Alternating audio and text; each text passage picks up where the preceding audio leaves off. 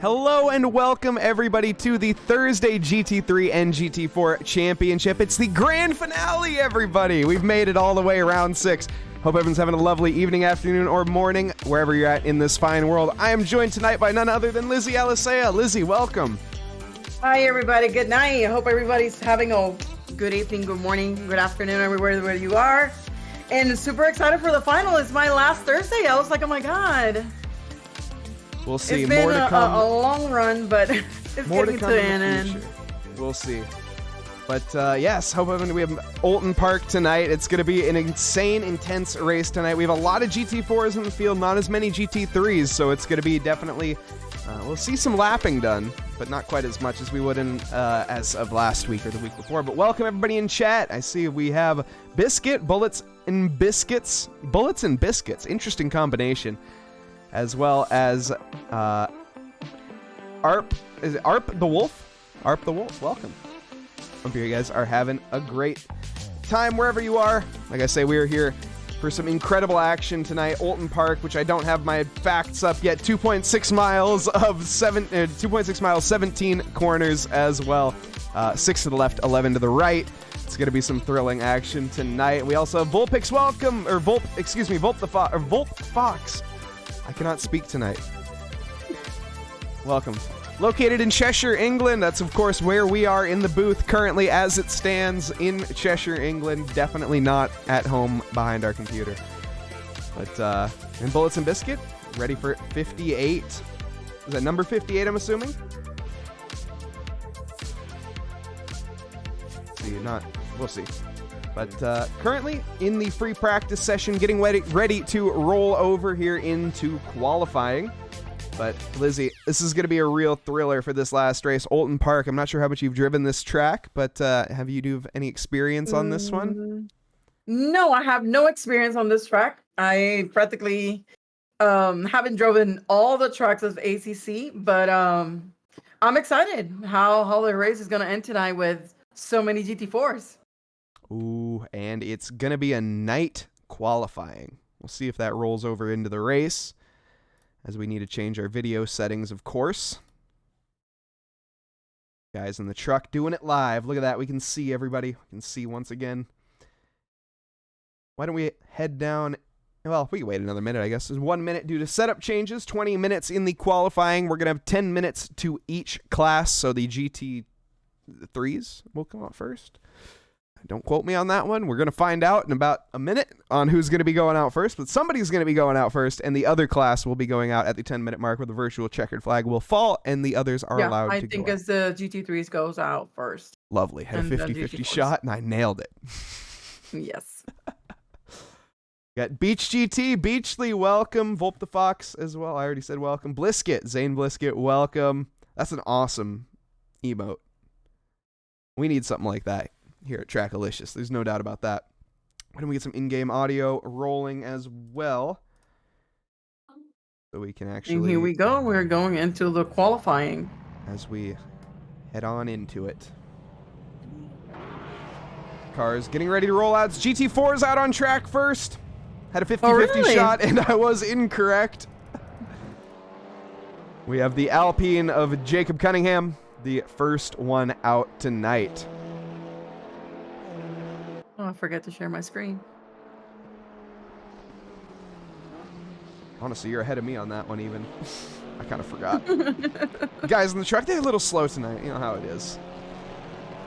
As Jacob Cunningham, they're going a little slow as a result of going off the track, picking up some marbles in that Simcast Alpine, of course. Not going to help him on his warm-up lap whatsoever.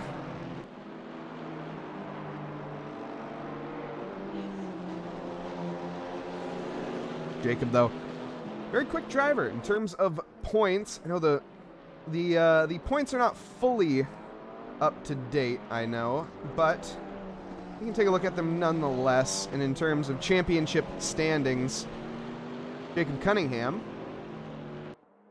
is sitting... Where is... Oh, that's my computer again.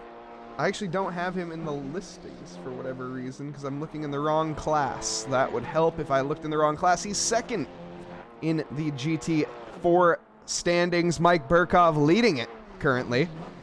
157 points to Mike Burkov's name. A pretty comfortable lead over Jacob Cunningham. It'd take quite the result tonight for Mike Burkov to actually not take the championship in terms of this week. But anything can happen in racing, and it normally does. I don't know, for some reason, the night on this track looks so beautiful next compared to other ones. I don't know what it is, but I think on my screen it looks super nice. Oh, is it that I just fixed the view on it? It very well could be, but also it's just lovely here tonight in Cheshire, England, of course, where we are. Definitely. Eric has let me out of the basement tonight, and we are unchained and ready to go. Awesome. Hopefully for some unchained action tonight.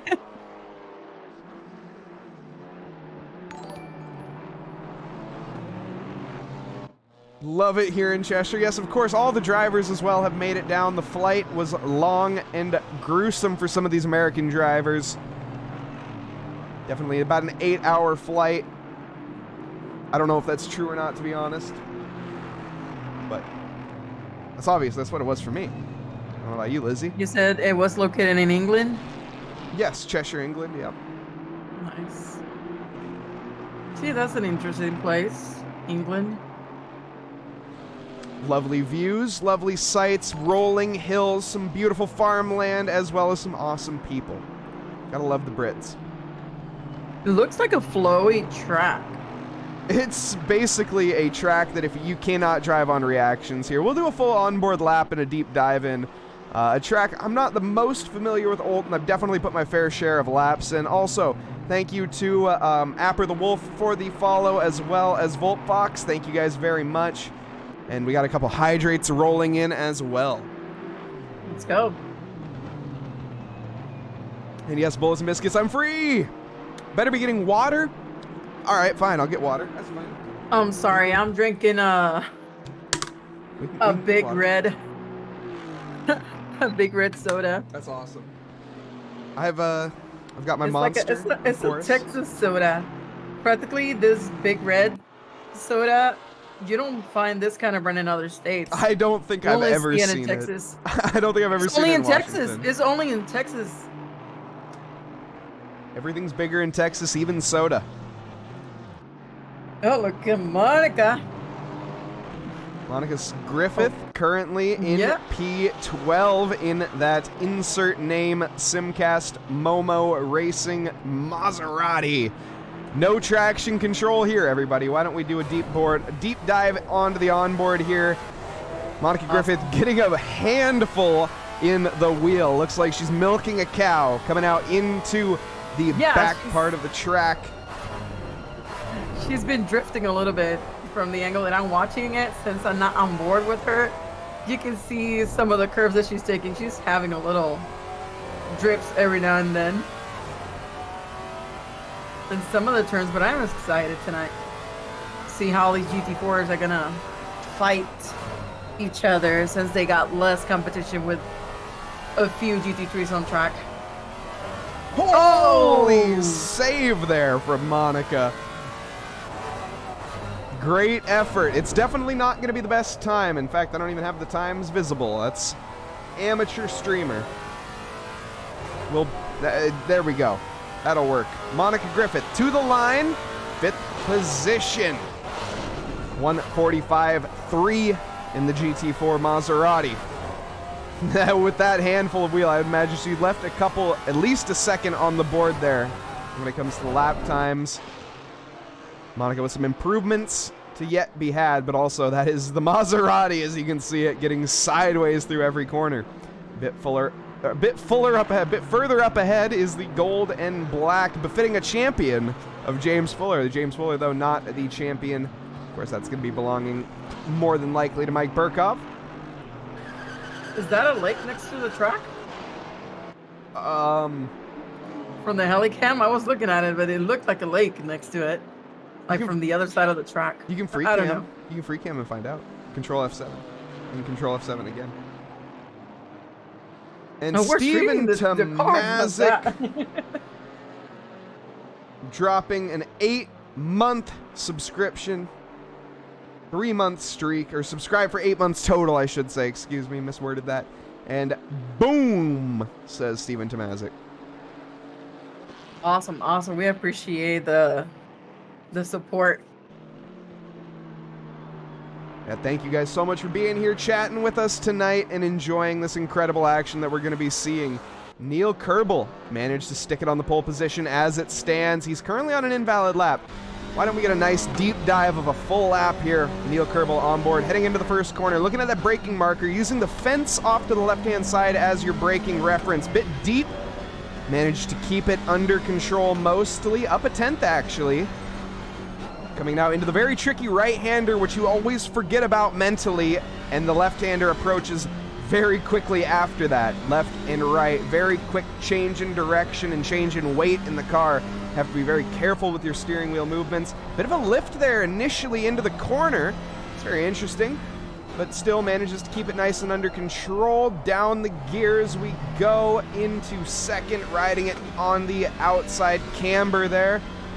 Heading up towards the chicane now, looking for the braking marker at the little change in grass. There's a little patch of gravel that you can use for a braking marker there.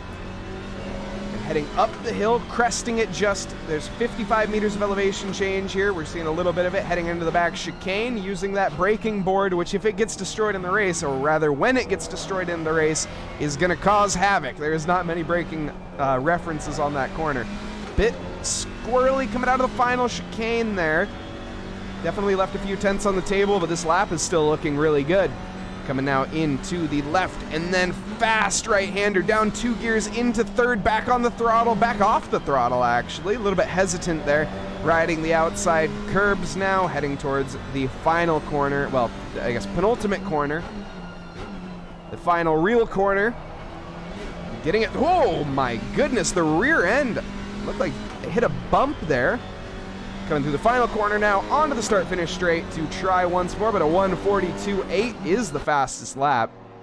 Managing to top his own time there, Mike Burkov with a 1:43.6.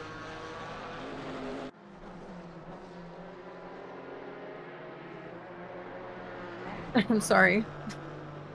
No My worries. son is running. Yeah, my son is running around. So. All good, all good. Take your time. Steven Tomazic says he thought this was a farm sim stream. Unfortunately, there is a Lamborghini. Jace Wright. He's going to be driving the tractor tonight. We do have a little bit of a farm sim. Also got Devin Anthony in chat. Welcome, Devin Anthony.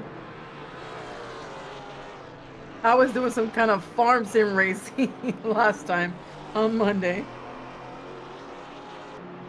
But yeah, it was quite fun. I was surprised with myself on a moment because Laguna was kind of challenging for me at the beginning of it.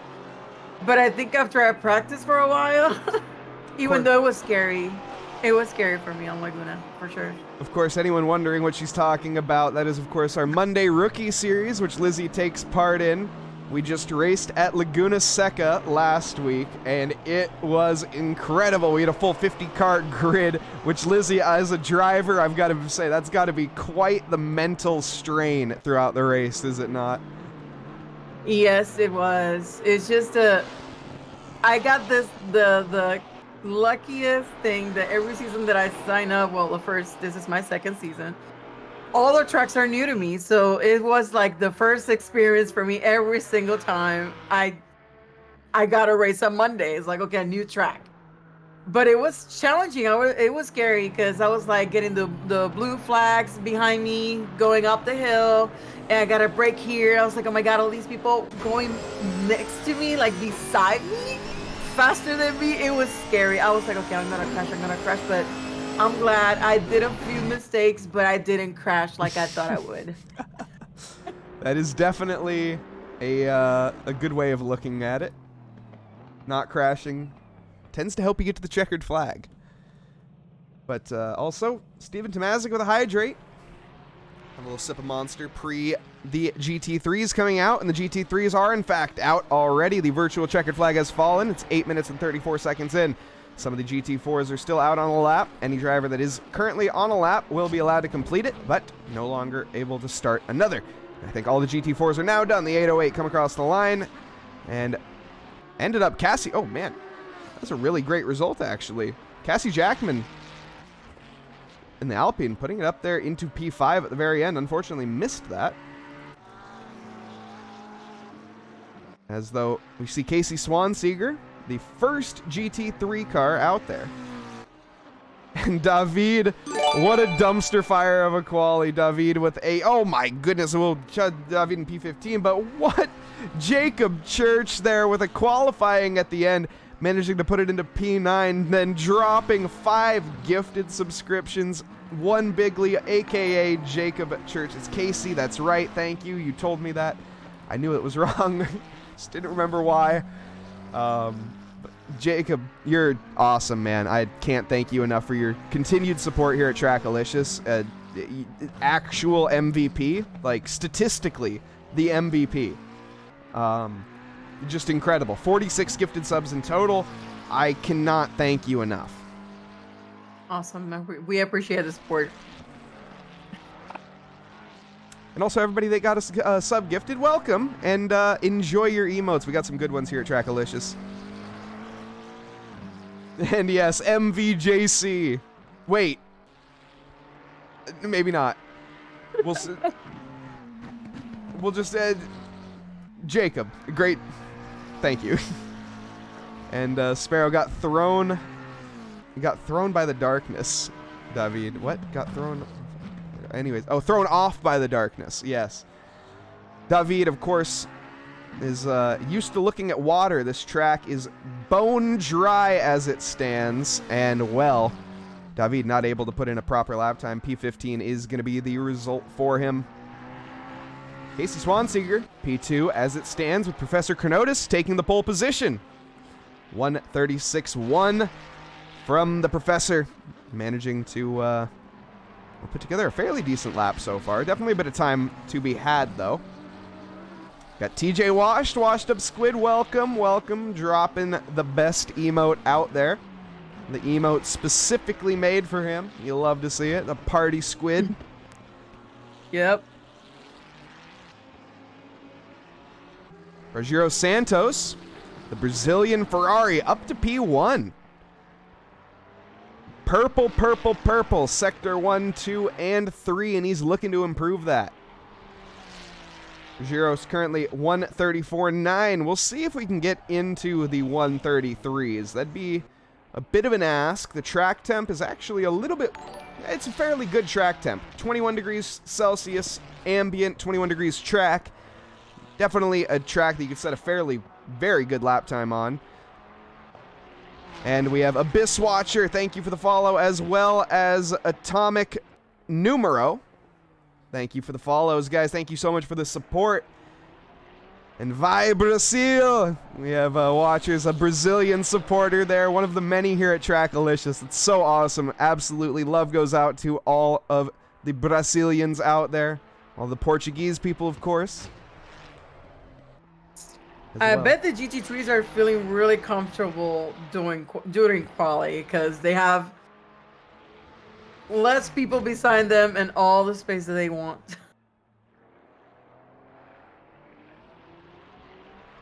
And Atomic asking if there's any Aussies out there. Any Aussies in chat? We get some Australian love? I'm assuming Atomic is, if I had to take a shot in the dark, which these drivers currently are. But yes, of course, we welcome everybody, wherever you are in this incredible planet. Absolutely. Hope you're having a lovely evening, afternoon, or morning, wherever you guys are. It's incredible to have you here for this awesome action out here, the Brazilian in P1. Sector times are dwindling, though. I think Will Brunner is actually with green. Oh, those are previous, not overall. Never mind. I know how to read my things. Doc Milwee, welcome. Hope you're having a lovely evening.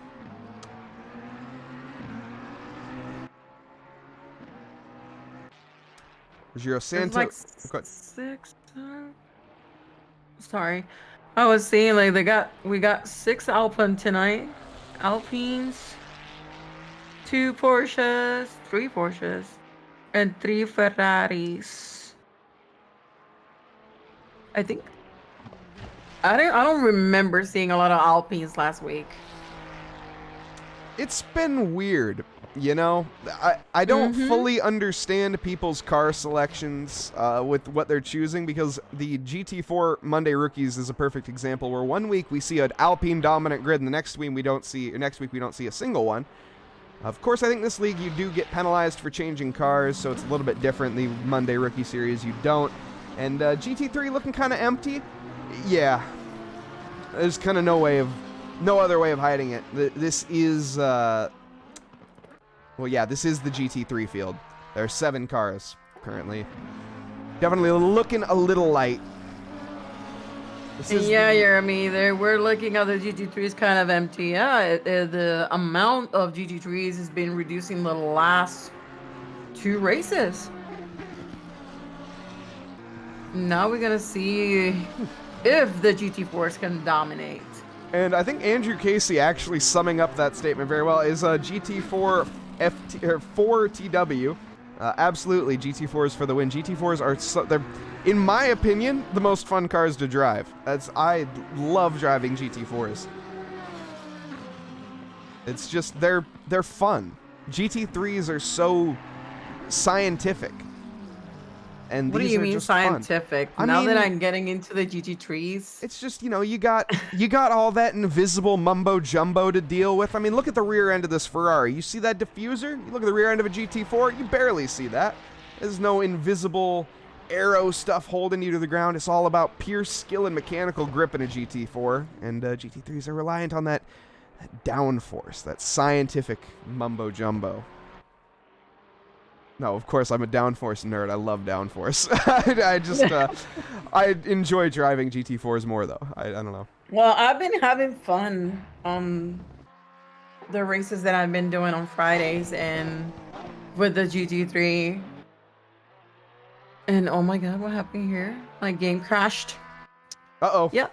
The guys in the truck. My game crashed. The guys in the truck are, in fact, struggling momentarily. We will be back with the I'll action. Continue anyways, yeah. So I'll continue. I've been having a lot of fun with the GT3, even though it was my first time, like, doing races with the GT3. And I can tell, you know, the difference between the GT4, even though that I'm driving M4s. But I love the GT3. I feel like I'm faster on it. Well, next to the GT4. You know, that I would hope so. GT3s are more powerful by a lot. They have much bigger, or not bigger engines, some of them. Some of them actually have smaller engines.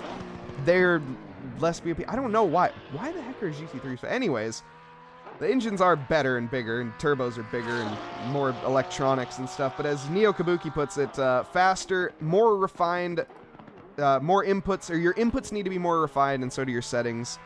It's just you're on a knife's edge on GT3s. GT4s are a bit more forgiving. And Lord Wes wondering where Mr. Cheese, Jason Provolone, is. He's currently on a shelf aging. He is not in this race.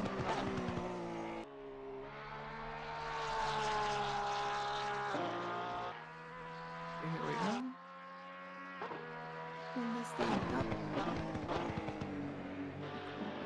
Just trying to start breaking.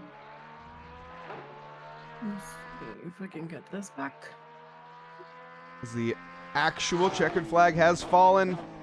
Jace Wright managed to take pole position. I actually missed that. The Lamborghini, the tractor, is on the pole. Rogero Santos, second fastest with a 134.3. 133.6, though, from Jace Wright is a smasher of a time. I didn't think we would see the 133s. I was wrong.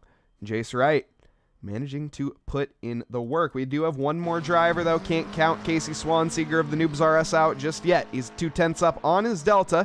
Currently in second to last, which there's 7 cars, so it'd be tough to... He's currently got to improve about 5/10, half a second needs to improve to gain a position there onto Professor Kenotis. He's running out of corners to do it, though. Rounding the penultimate one right now, which is going to quickly turn into the final corner. There is 17 corners on this track, but they come thick and fast, and 6 to the left, 11 to the right. There isn't much time to think in between each one. And Lizzie, do you want to share your game, not monitor? Hold on. Yeah, no worries. Take your time. As we got to meet our drivers here. And we have Mike Patrick, Assbox in chat, Assbox over on Twitch. Make sure you guys check him out. Mike Patrick in the race, currently P15 with a very decent result. AMG Black. He's going to be looking to tear through the field. Got Monica Griffith next to him. We'll see what he can do. But we got to meet our drivers. Okay, it seems like it's working.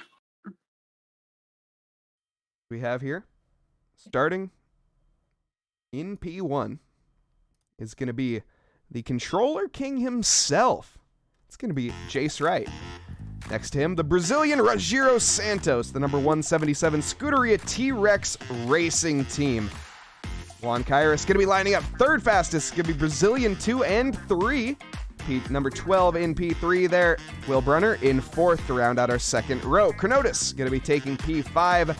And Casey Swansieger, P6. Devin Anthony is going to be last in the GT3s. Moving on to the GT4 field, we have Neil Kerbel, who's going to be in P1. Next to Mike Burkov in P2. Jacob Cunningham, third fastest in the GT4s with a very cool livery. I absolutely love it. Justin Beachley will be in fourth. We have Casey Jackman, fifth fastest, next to Christopher Laronde in P13. Monica Griffith, 14th fastest. Mike Patrick in the AMG Black is going to be in P15, next to Jacob Church in 16th. James Fuller, 17th fastest in the Cat AMG. Tony Danzig in the Danzig AMG Camaro. Zane Bliskett in the Alpine P12. Alexio Gappa, the Mozambique driver, in the Noobs R Us team in P13, next to Colin Sugg in 14th. David Alessia, with, in his words, not the greatest qualifying in the Alpine, down in P15, the Puerto Rican driver, of course, Lizzie Alessia's brother. We have Yega Karu in P23. Lachlan Bullock in P24 in the BMW, and Alex Ishii is going to be last but not least in the Squishy Club Sport Porsche 982 in P18. That's going to be our driver rundown. The music's still going thick and fast, though. We got plenty of funky beats remaining, so we got to keep this energy up and take a look at some liveries while we wait. As you can see, Noobs R Us car there. Lovely livery. Get a nice rundown of all of them once again. A lot of drivers putting in a lot of work, which is so cool to see, of course. Absolutely love that livery of Jacob Church. The one Bigley Camaro. And that brings an end to the funky beats. Is there an invisible car? That was so look invisible. Pit start for Alexio Gappa. Oh, okay. We have quite a short outlap here, 2.6 miles. One of the shortest tracks, very similar to the one that we just had on Monday. I think Laguna Seca was 2.2. My memory serves me correctly.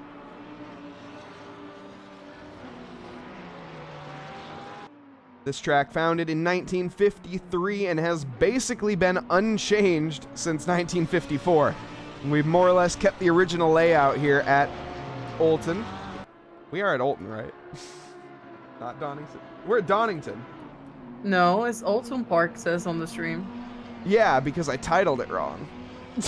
Oh my god, and where are we then? We're at Donington, because I'm great at what I do. Since I never... Did I drove in Dunnington? I don't remember. Wait, no, we are at Oulton. Oh, that's what I'm saying. SimGrid is labeled wrong. Wait, I'm looking at the wrong league. Just don't listen to me. Nobody listen to me. No. Okay. I'm looking at the literal wrong league. That's the GT4 Rookie Series. That round 6 is at Donington.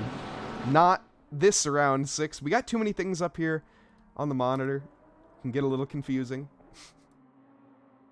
Oh, well. Forgive me, folks. Eric said that it Donington.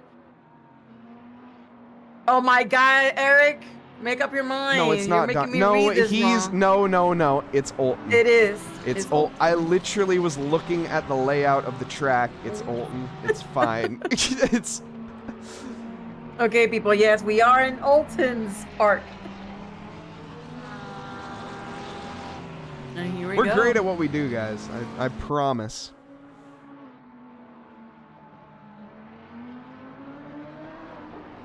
It's Couple just more turns for the green light. Feels like it's taking forever to start. 17 corners here, so lots of deceleration. Bonehead. Thank you, Millie. That is an insult that I have not heard in such a long time. And I'm honestly, I'm too young for that insult. But I absolutely love it. It's the drivers here getting ready to go green. We're rounding the penultimate corner now. Jace Wright on pole position. Rogero Santos in second. Mike Burkov on pole position. Neil Kerbel in second. Mike Burkov looking to run away with the championship here in the GT4s, but we're going to see the GT3 start here as Jace Wright is approaching the green flag, and we're green here at Oulton. It's going to be down to the first quarter, right-hander coming up, and it's going to be too wide. The Brazilians going side by side into the first corner here. Juan Kairos, I think, is going to have the advantage coming into the right-hander, and it looks like he has taken that position from Rogero Santos. We have a slight little in-country scrapping going on there. Back in the GT4 field, we have Neil Kerbel actually managed to take that from Mike Burkov. Jacob Cunningham in P3, hot on the chase. Heading now into the left-hander. Somebody went off track. That's David, oh no. No, he collided. Somebody sucked and collided with somebody else. Right at the end. I didn't know what happened there. Couldn't get it on time. A couple of few mistakes, I don't know. It was a couple of 3 wides on the back, so it was a lot going on. Well, we are green here at Oulton. Tony Danzig is under some massive pressure from Casey Jackman in the Alpine, the 808. Casey looking to make a move into the back chicane, where moves are fairly easy to be made there out of this track. This track is not the easiest to overtake on in general, but that will be a spot that overtakes are available. Casey clipping the outside curb there. Wow, almost getting launched. Managed to keep it on the ground for now. Good aerodynamics from that Alpine. That big wing in the back, keeping it firmly planted. But that could have been absolutely catastrophic. Nice save. Tony Danzig pressuring the fellow Camaro of Jacob Church. Heading into the the final corner rather. Jacob Church taking the what is called the gamer line and carrying some speed onto the start-finish straight. Comes across the line to complete lap 1. Ooh. Bullock off track. Bullard off track as well. Yep. Oh yeah, the other screen, the side-by-side screen is not. Oh, it's not. My apologies, everybody, as the guys in the truck. Everybody's going on the grass. What's going on with Jackman there? And that was not a safe rejoin. He almost make another driver get off the track also. Even though my angle was kind of weird, but yes, I don't know, the camera angle's on the... See, there's a lake next to the track. But yes. I feel like everybody's so anxious because it's the last race of the season. Definitely could be. 75 minutes on the clock. We definitely have some eager beavers in this lobby. There's no doubt about that. Mike Patrick, is he one of them? It seems like he's got a fairly calm head on his shoulders as it stands, looking to maybe capitalize on that mistake there from Justin Beachley. But Justin is making that AMG as wide as a city bus. Not able to get by.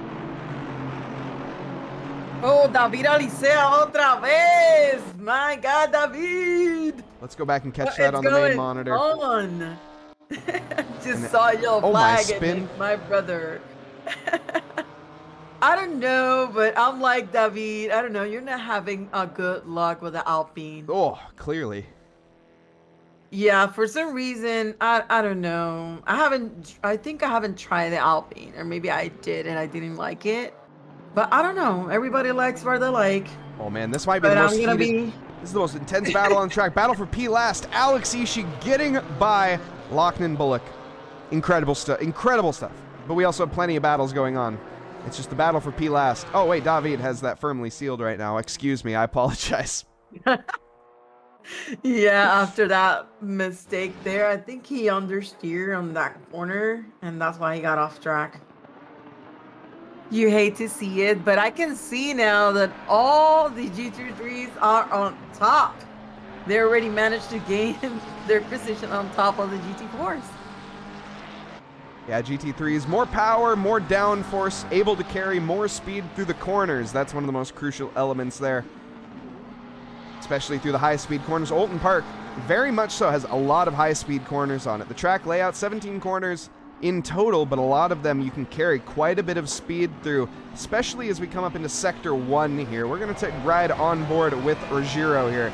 So he's chasing down his fellow countryman of Juan Kairos. We're going to head into the first corner where the speeds do not change that much, braking at the fence off to the side a little bit after it, down into third gear. Carrying that back up to fourth as we have this little tiny right-hander that approaches very quick. Left-hander following it. The entire goal here, carry as much speed as you can onto that back straight. And the Porsche did that excellently. Look at that. Porsche's exit speed. There's a polystyrene sign on the track. Don't know how it managed to get there. Heading into the hairpin. That's a very tricky hairpin. It's so easy to understeer off into the grass. If you touch the grass, you're going to be heading straight towards that barrier, where hopefully you can get it stopped in time. Coming now into the second to last chicane. Very nice and tidy. Got to keep an eye on Will Brunner in that rear view mirror. He's approaching, well, already approached quite quick. Been there for the whole time. Into the back chicane now, where there would normally be a Bullard on the inside, but that gets taken out about lap 1. Actually, there's a set of tires, that's right. Now we got a side-by-side action. Oh my god, Ishii! Just bump into Gabot, making him go off the track.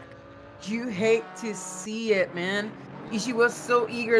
I thought they were gonna battle, and then, oops, this is what happened. Oh god. I think he got a really bad damage. Yeah. That's a I tough. think he's going back to the pits. Definitely a tough one to call from the air, but it did look like Alexio gave plenty of room in the corner, I will say. We'll leave that one to the stewards. Tony Danzig, though, chasing down Jacob Church. We're getting closer to the lapped phase, or the lapped traffic phase, where we're going to see the GT3s catching up with the GT4s. That's going to give them a lot of opportunities for overtaking not just GT4s, but also the fellow GT3s. The field will bunch up. As it is currently, you can see this pack of cars, and the Bullard ruthlessly taken out by Tony Danzig. Heading now onto the start-finish straight. He tucks right back behind, has to worry about the AMG of Laronde. Making a move into the first quarter. Jacob Church giving him plenty of space down the inside. It's going to be a pretty good advantage. Jacob Church gets a bit out of shape on exit now, heading into the right-hander, which quickly turns back left. They're going to go side by side. Look at that. It's an incredible spectacle to see. The 1-3-2 and the 2-5-3 going side by side for multiple corners as we have it now, though. Oh, and it looks like Tony Danzig is going to be under threat. I think Jacob Church managed to get a good enough run. The trees, the cameramen, absolutely awful at their job. But Jacob Church has done exactly what I said last lap and understeered into the grass and has lost not just one position. He has lost 5 positions, 6 positions. Whoa, that's a lot. Jay Cairo, I don't know what happened back there, but I think he lost control and got off the track himself. And he went off the track again. I don't know what's going on. Maybe he has a wrong setup for tonight. Seems like he doesn't know or can't control his car. And he just recently rejoined the track. Jacob Church, while all that has happened, has managed to, take his own line and make his own way on the track. Which is, It happens. Definitely, Jacob Church struggling. Was looking really, really solid. John Hawley, welcome. We have Thomas Snoopy as well. Welcome. Hope you guys are having a lovely evening. Or Snoopy... Yeah, you're in America. Oh, my goodness, Justin Beachley getting out of shape. This might make him 3 wide into the first corner. That will never work. Nope, we're going to go 2x2. The Alpine behind firmly takes that, but we go side by side still. Mike Patrick trying to hold it on the outside. He's going to have to do it again for one more corner. It's going to turn to the inside very quickly, but that's going to allow Justin Beachley to potentially have a better run, and the 64 car has decided to give a little bump to the 808 there mid-corner. Patty Doring getting a bit of a hurry up.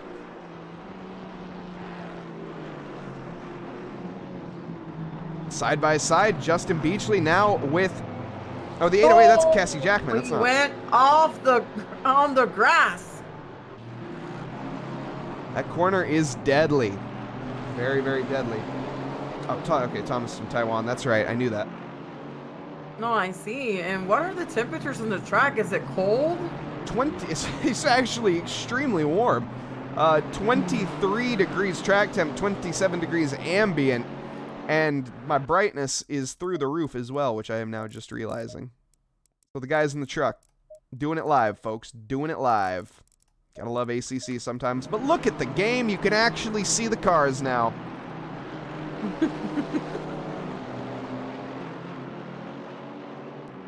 Great. Love to see it. Casey Jackman. Apologies, Casey. Oh, what happened to Chrono? A little bit of grass there. Couldn't catch it, but he already got a quick save there and rejoined the track.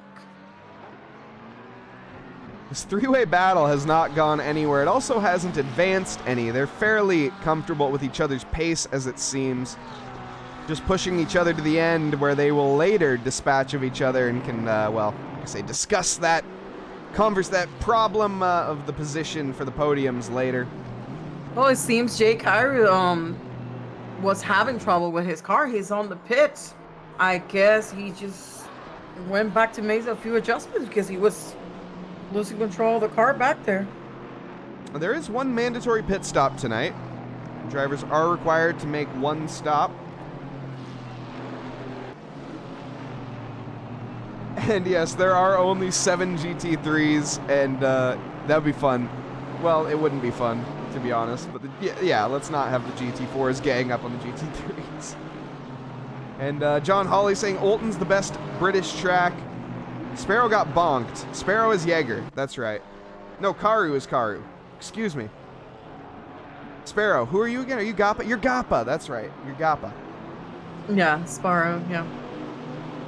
You gotta love having consistent we names. saw it. I saw it. I don't know if it was. My goodness. Sorry to interrupt there, Lizzie.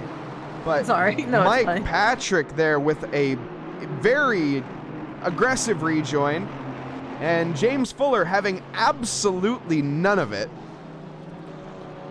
To be fair, James Fuller was fully in his right there. I think he was proving a point, which could have been bad, but he held on.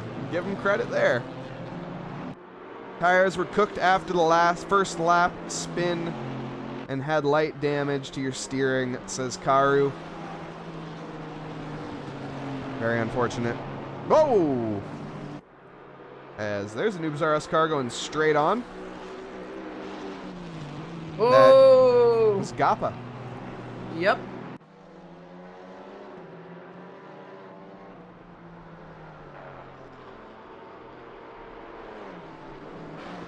Justin Beachley getting really, really out of shape. I think he caught the outside curb there. He loses a position to Zane Blisket.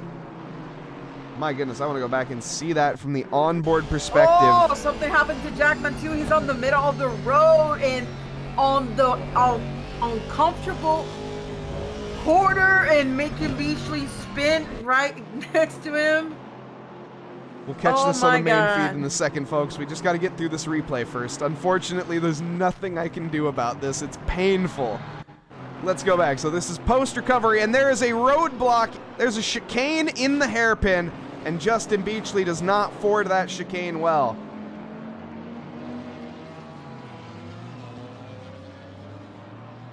Everybody else looking like they got out of the way fairly comfortably. I think excuse me. Who was that got beached? Yeah, Jackman. it was That was Jackman that got Jackman beached, and yeah. Beachley, yes. Jackman getting out of the way when he could, but unfortunately just not able to in time for Beachley. Beachley coming off the victim there. Sort of... Bullock getting off the track. What's going on with everybody tonight spinning on the track? This is a very tough track. To give some I credit to the now. drivers, this is a very tricky track. It's very clobbers the curb, and that BMW gets extremely unsettled as a result. I feel like I can see donuts. myself doing this type of stuff on the rookie race if I get to drive this track. You'll get to drive a similar track. We get to drive Oulton, which is arguably it's very similar to this track in a way. But low elevation change. This is 43 meters of elevation. It's nothing to shake a stick at, but it's no Spa-Francorchamps, that's for sure. Currently, though, Zane Blisket in the 64 car is going to be driving. Beachley into the pits. After that little incident right there on the corner. This is Oulton. We're going to be racing at Donington. Oh my God, in Mike. the rookie race. Thank you, Steven, for keeping me. I was testing you, Steven. That's actually what I was doing. I was just seeing if you were still awake. We were making sure that you guys are listening to the stream. Yeah, that's awesome. I like that you guys are paying attention. Definitely not my bad. Definitely not. Christopher Laronde, though, is currently having to deal with lap traffic, but that lap traffic is being a little bit beneficial. Monica Griffith in P12, qualified in P12, washes wide in the final corner. That's going to compromise her exit. Onto the start-finish, not so straight we go. Into the first corner, it's going to be the fence at the braking point, and the AMG is on the inside. Can he get the job done? It looks like he can. Monica Griffith, the switchback attempt, but no, Laronde covers it off.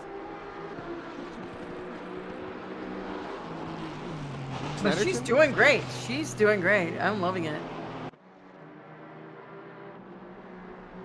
And it is, in fact, Snetterton next. That is true. Snetterton next. We'll get into that here in a moment, but as it stands, we have some action. Monica Griffith chasing Laronde. Laronde chasing Danzig. Got a small shakeup in positions. We're past the hour mark. Of course, 75 minutes on the clock for tonight's race. One mandatory pit stop. We got 58 minutes and 20 seconds left to go. Currently leading the GT3 field, Jace Wright, the controller king. Juan Kairos in P2. Currently lapping an AMG GT4 and getting tapped in the rear there mildly. A little bit of bumping and banging happening, but it didn't look like there was too much damage sustained as a result. Will Brunner in third. Neil Kerbel in P1 for the GT4s. Jacob Cunningham in P2, 10 seconds off. And Mike Berkov in P3.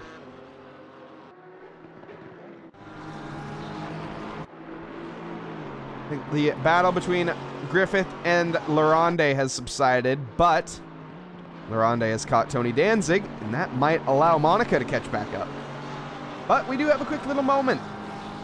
We'll go over the calendar, the non-updated calendar as it stands. This is going to be a little out of date. But we have, of course, not this Saturday, but next Saturday is going to be the road to the Grand Finals. We just had Kyalami. It's going to be at Misano.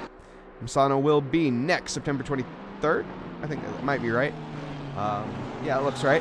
September 23rd will be Misano.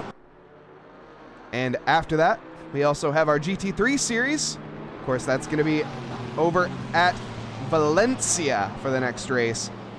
It's going to be on Sunday, 8:30 Eastern Time, 5:30 Pacific. We also have our GT3, GT4 Championship, which you're watching right now. That's going to be coming to an end. This is the season finale, everybody, in case you didn't know. Also, what is not listed here, our GT4 Rookie Series, which all of this you can find over on SimGrid.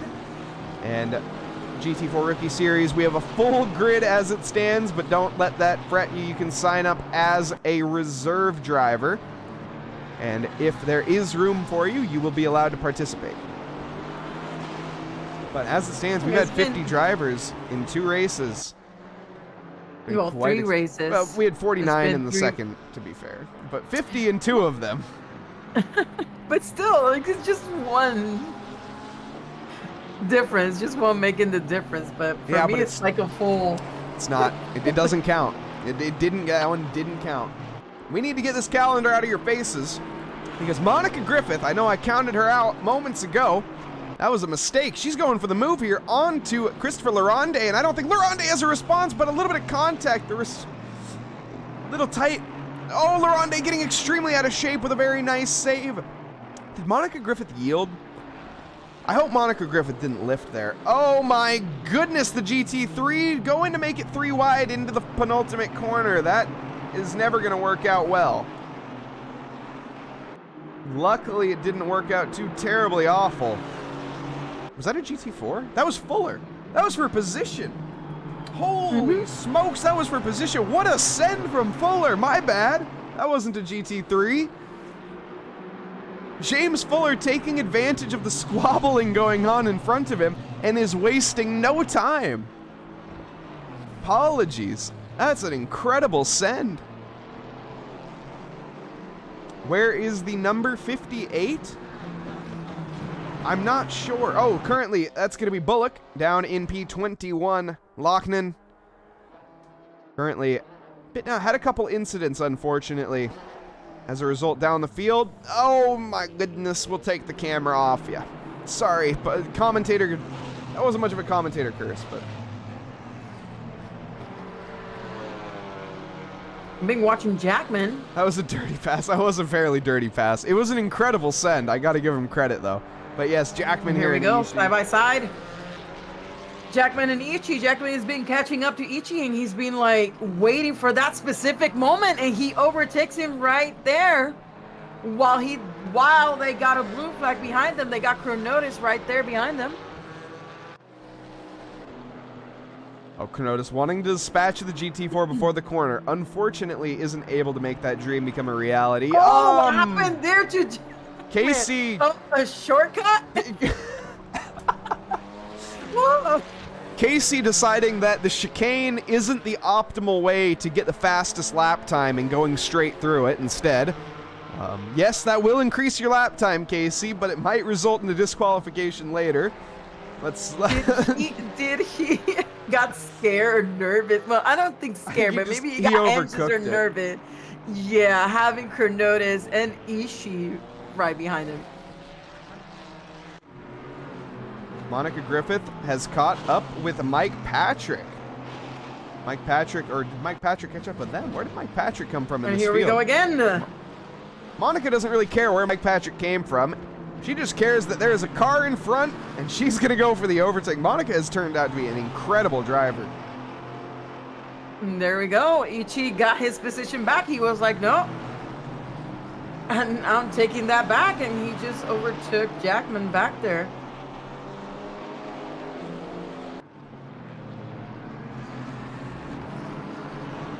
I'm liking this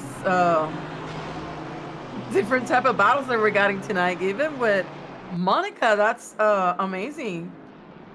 Even though that she lost a couple of positions, I feel like she's doing great. She's been driving very well. She had a little bit of an error there. Let's maybe not jinx it. We also have Casey Jackman still going for it. The 2 little cars on the track, the Porsche and the no, not Ginetta. Alpine. I was looking at chat. Yes. But I will agree with Thomas Snoopy, which is what I was looking at, that there is no Ginettas in this race. That is extremely surprising. I agree. The Alpines seem to have replaced it, but not quite doing as well as you would have expected. Yep. The battle's unfolding all along the track currently. Jacob Church, Zane Blisket. Let's keep an eye on this one for a little bit. Zane washing a bit wide, chasing down... Or, excuse me, Jacob washing a bit wide, chasing down Zane. Also, I didn't say it, but hello, V. Welcome. Hope you're having a lovely evening. And there we go. Jackman take over Ichi, but Ichi's not letting go of that position. They're going side by side there. And I see Jackman pushing like, okay, no, it's not gonna happen. He's trying to build some space between them, but she's not letting it go. Oh, where are you going, Ishii? Oh, Oof. great save. He saved it. Trying to go for an off-the-track pass, or an on-the-grass pass, rather. Not quite going to make that dream become a reality, that's for sure. Yep. That gave Jackman a little bit of more extra space and time between them. Lizzie, you hear that in chat, or see it?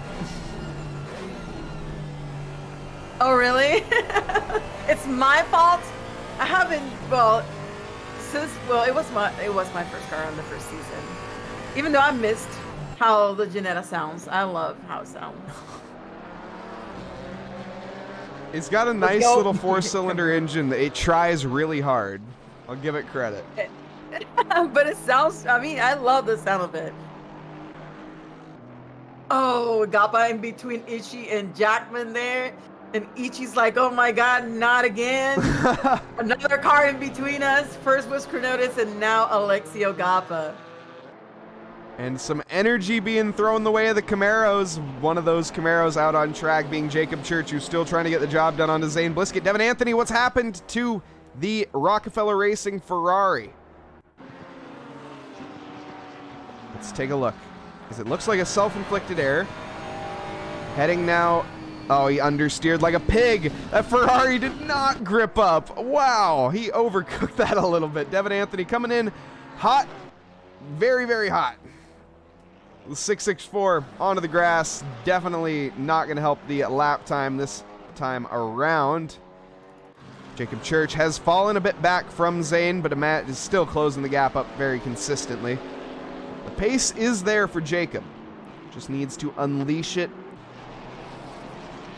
I see Jay Cairo again on the pits. I don't know what happened again. Maybe another error on the setup, tires. I don't know. Also, Casey saying hi to chat and not us. I see how it is, Casey. We won't say hi to you. Oh my god, Ishii, no! He tried to pass Gappa to get close to Jackman, but made another mistake back there and saved it and get back on track, but it's costing him a lot of space and time between him and Jackman. Oh, not again. Oh my god, Jackman, what are you doing? Oh no, Jaeger. The back end isn't happy. Looking at it, confused.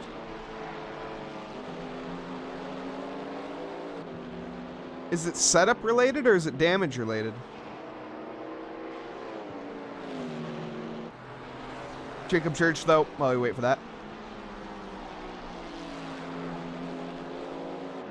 Who is my co-commentator, says V. My co-commentator is the incredible Lizzie Alicea, whose brother is actually out on track. But Lizzie, why don't you introduce yourself? Tell us about yourself for a second. Well, well, for those that doesn't know me, obviously my name is Liz Alicea. Everybody calls me Lizzie Alicea because obviously my nickname on Twitch is Lizzie Tsunade. I started racing, I would say, what, 3 months ago? Sign up for the rookie series. Yeah, I think 4 months. And signed up for the rookies, got hooked up with ACC, and fell in love with this amazing community, and also with cars. And I'm even surprised with myself because I don't know nothing about cars. And started with a Janetta, a really rough, difficult car, but I managed to dominate the car and made it through the series, and I'm proud of myself because I didn't quit, even though I got my frustrated moments and my crazy moments and my upset and wanted to quit moments, but I managed to push myself and made it through the series. And yes, I'm also part of the New Zeras team. I'm in the junior academy. I'm a junior driver for the New Zeras, and super proud of my team. Love my team. And also love the community on Trackalicious that welcome me and giving me this opportunity to commentate. Let's not show that livery.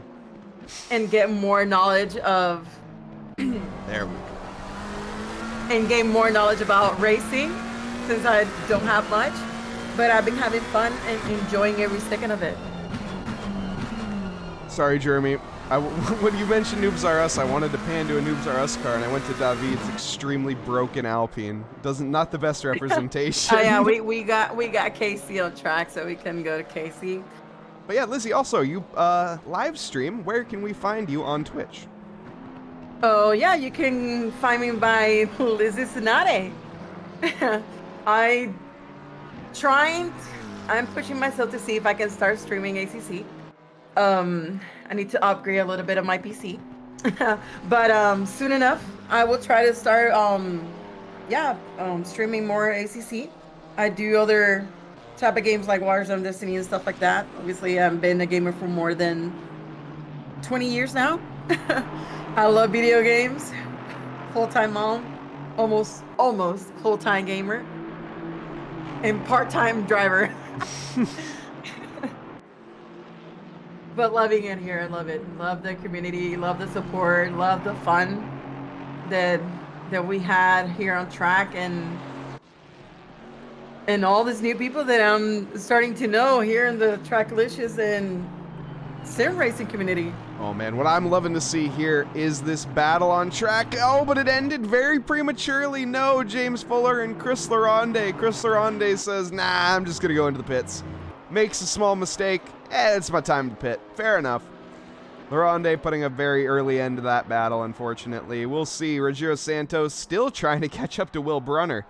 And Will Brunner still, well, not trying to catch up. The three of them have not left each other's 1 second radius for the past 30 minutes and 29 seconds. The entirety of this race, they've been basically right next to each other. Monica Griffith is right next to Mike Patrick, who's going for an overtake on the outside. It's going to turn to the inside once they come around this corner, though. The hairpin going to be late on the brakes. Mike Patrick should have every advantage in the world here. That's going to be a really awkward line for Monica Griffith. Can't really go wide, pick up marbles on the tires, and really compromise the exit speed, which this exit is one of the most important. Heading towards the chicane. Jace Wright is extremely close. That's our race leader.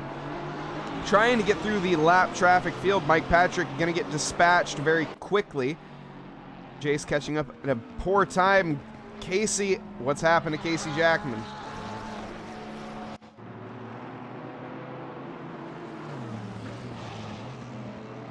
Just a bit of a self-inflicted error, unfortunately.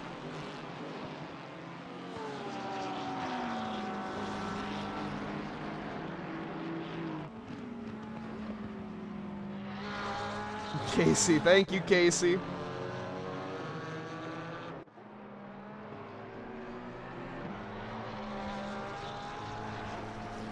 Oh my goodness! That was uncalled for. I didn't see who that was. I was looking at chat. I caught that out of the... Oh, that was Jackman. Was that Gappa? No, that's not... Who is it? Sorry? No, it's Ichi and Jackman. Yes.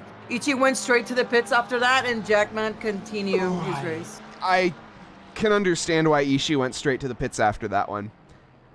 That one hurts. I missed it. I was watching the first P1, P2, and P3 on the GT4s.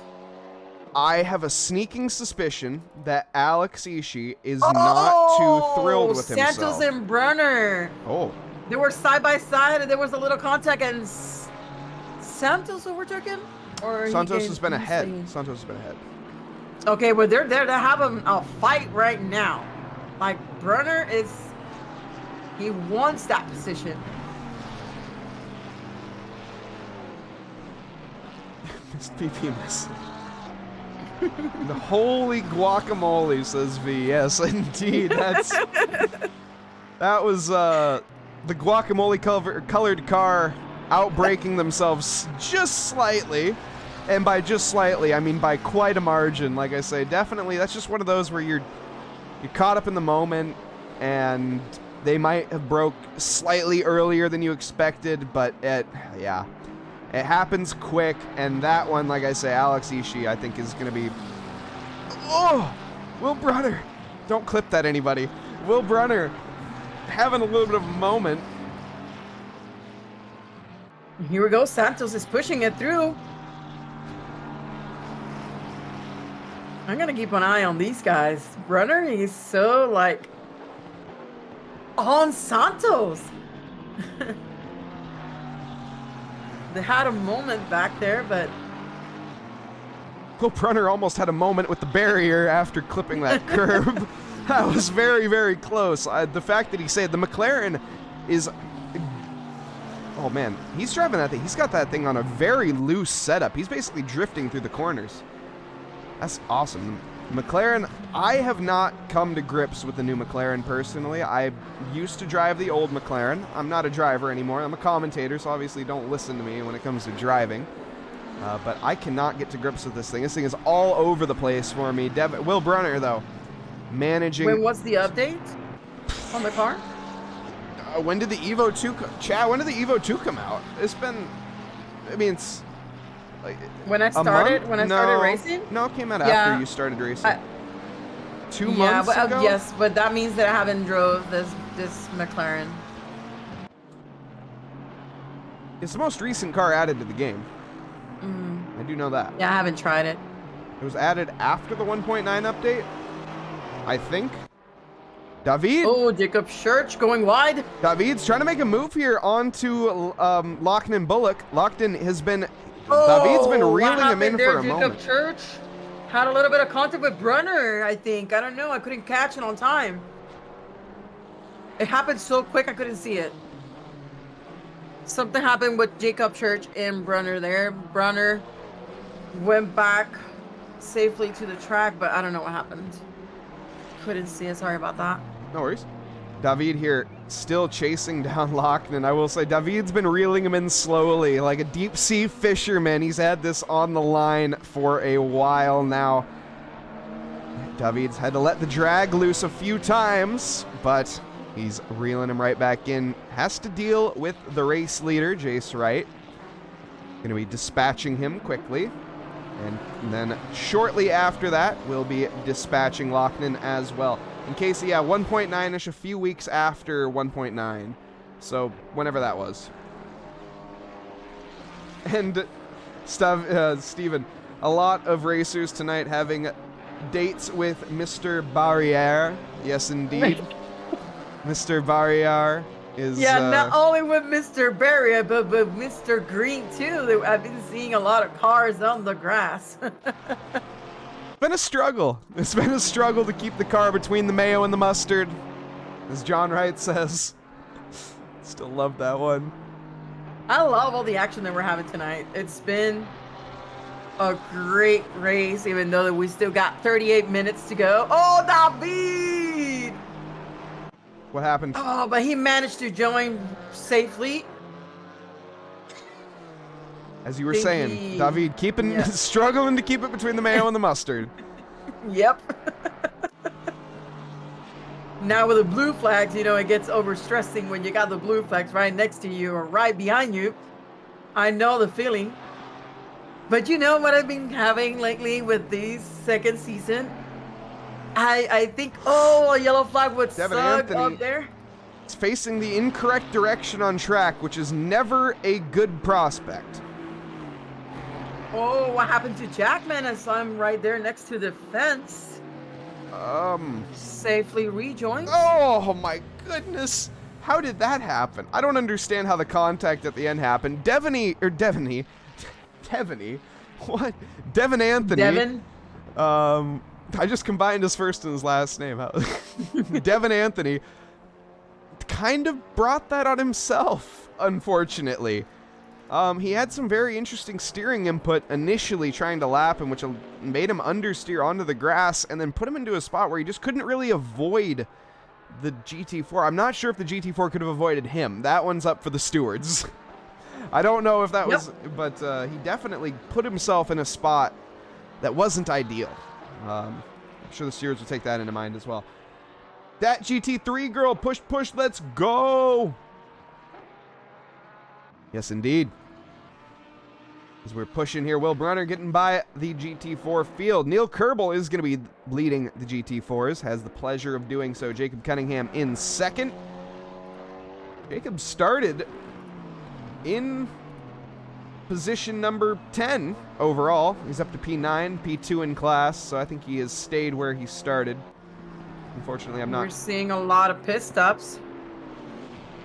30 seconds. Oh my God, 30 minutes away from finishing the race. Yeah, as we approach, actually, the halfway point. We're almost to the halfway point.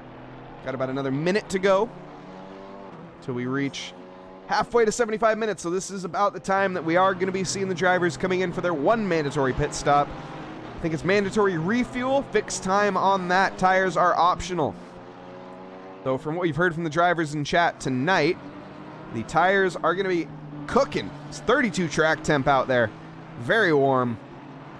Might want to strap a new set of boots onto the end. Might benefit your lap time. It's just going to be an additional 5 seconds in the pit stop. But that 5 seconds could make or break it at the end. Can you make that up over the next 35 minutes? That's the question the drivers are going to be asking themselves, as well as their pit crew. Yeah, I see Casey Swansea going P4. Oof. He hasn't pitted yet, but it's going to be an interesting night. Oh, my goodness, that was for position. Line and Bullock got kind of shafted there. Let's go back and take a look at that. Was this preventable? This is a weird one. As Linen here finally going side by side. Oh, he goes off the track. Okay. The GT3 didn't leave finally much that beat overtook Bullock back there. And even Sug. That's what we're watching as it stands, actually, on screen right now. We have David getting by as a result of Bullock's mistake. And Sug as well manages to make it through in the slug racing. Hopefully that he can maintain that position through the end of the race.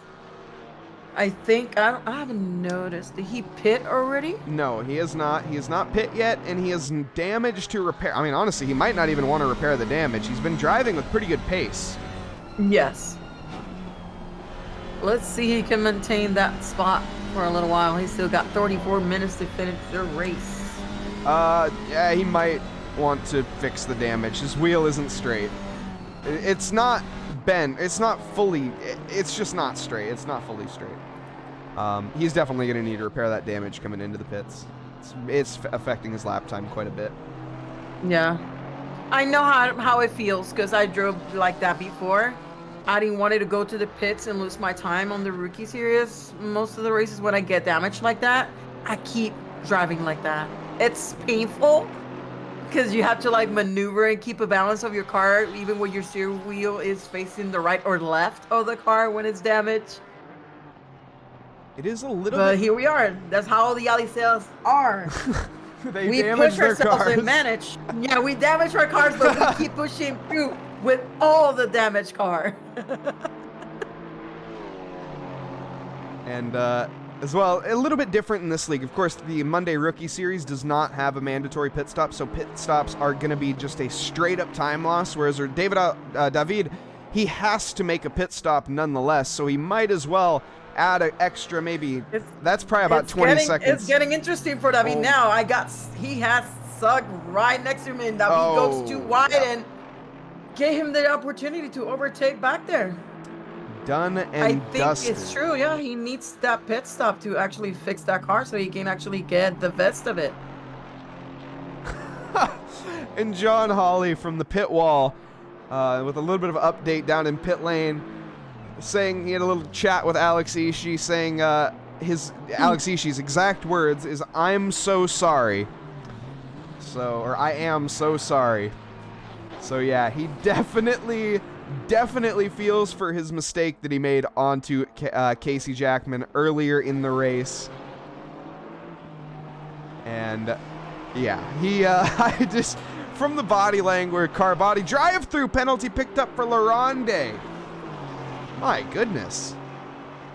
That will definitely affect your pit time because that is not going to be a mandatory pit stop. One, Christopher Laronde has already stopped and made their mandatory one. Laronde is going to have to add an additional drive-through. Luckily, the drive-throughs are not that long. In fact, I have data as the guys in the truck pull up the data for how much of a loss you actually have in the pits. But 2 seconds, Lizzie. While I find that. Oh, Laronde's making a pit stop. Dang it, the list doesn't have the new tracks on it. Alright, never mind. I don't know. The guys in the truck are definitely lacking their information.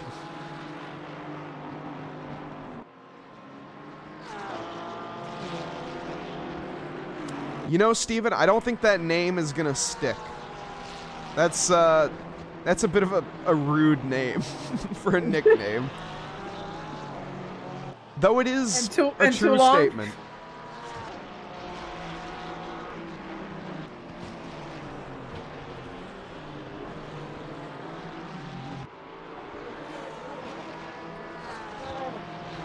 What is he talking about? Make something up? Oh, yeah. Unfortunately, I'm not going to spread false information.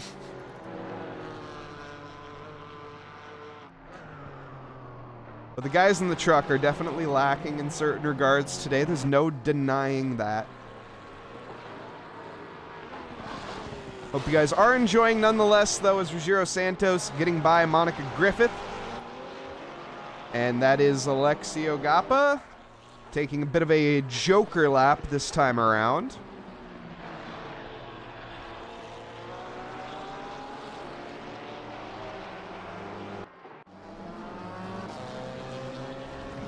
Ruggiero still on the charge, though. Not quite with the pace. In fact, lapping an incredible 1/100th of a second difference? I mean, about, what is that, 15,000ths of a second difference between Ruggiero Santos and Juan Kairos' previous lap?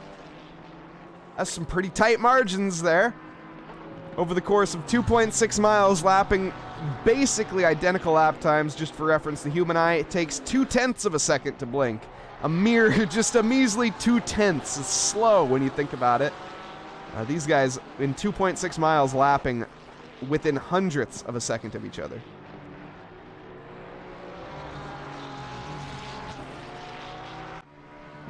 Ichi and Cairo, they're still on the pits. I guess they're not gonna come out ever again. And Steven Tomazic from the pit lane bringing out an updated version of the sheet. Absolutely incredible. Oulton Park pit time for a drive-through penalty is going to cost you 53% of your lap, which in relation to other tracks isn't actually that bad. So you're only losing half of a lap by going through the pits, but that's still half a lap. In terms of time,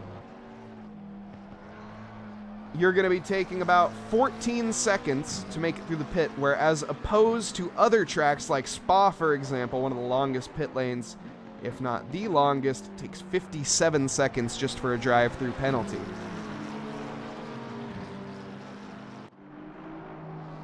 Now that is getting pinned in my commentator notes. Kairos went back to P1. Now that Jace Wright is pitting, things are gonna get interesting in a couple of minutes. Chase Wright, our race leader, has decided to make his mandatory pit stop. He's going to come out in third position, 20 seconds behind Ruggiero.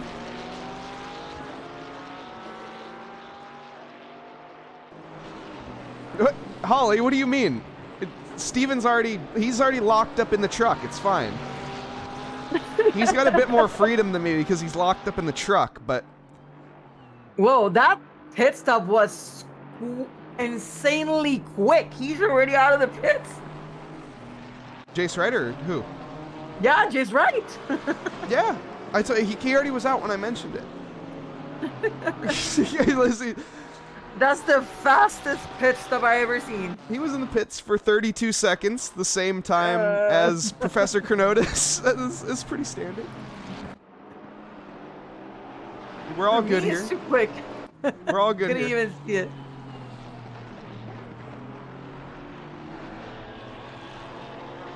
What? Snoopy, what are you talking about?